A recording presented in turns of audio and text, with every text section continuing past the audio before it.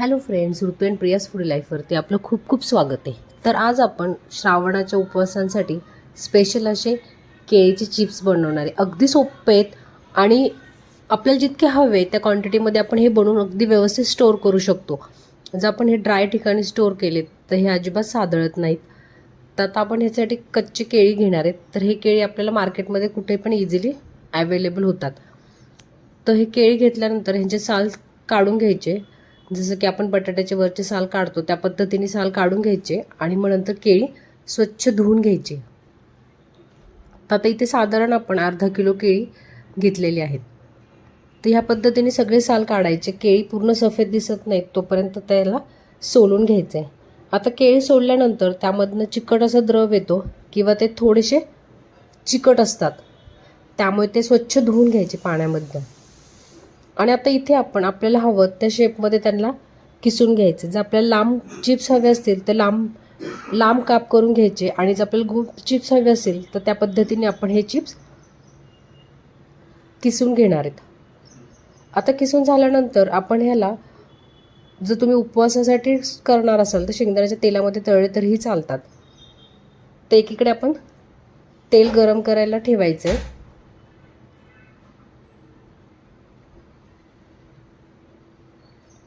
आणि सगळे चिप्स आपण करून घेणार ह्या पद्धतीने. हे बघू शकता, अगदी लांब जर चिप्स तुम्हाला हवे असतील तर ह्या पद्धतीने करून घेतले तरी चालतील. तर हे चिप्स तुम्ही उपवासासाठी असंही खायला खूप हेल्दी आहेत.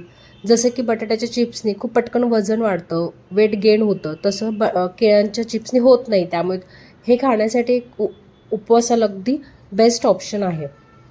आता तेल अगदी व्यवस्थित पहिलं गरम करून घ्यायचे आणि मग आपण हे चिप्स तळून घेणार आहे.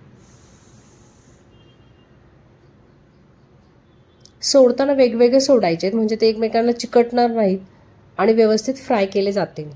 दोन्ही साईडनी व्यवस्थित फ्राय होऊन द्यायचेत. एक 5 मिनिटभर ते व्यवस्थित फ्राय करून घ्यायचे आणि मग काढून घ्यायचेत आपल्याला.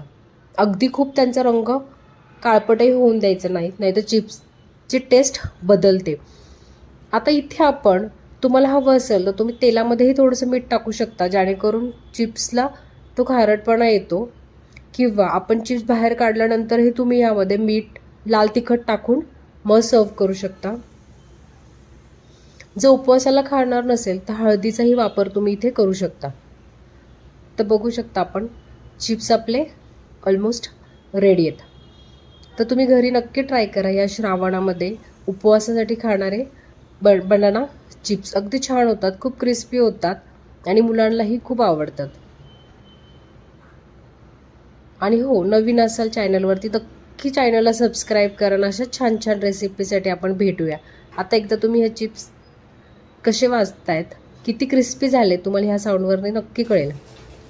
आता मीठ टाकून, थोडे लाल तिखट हवं असेल तर तुम्ही टाकू शकता ह्यावरती आणि व्यवस्थित मिक्स करा.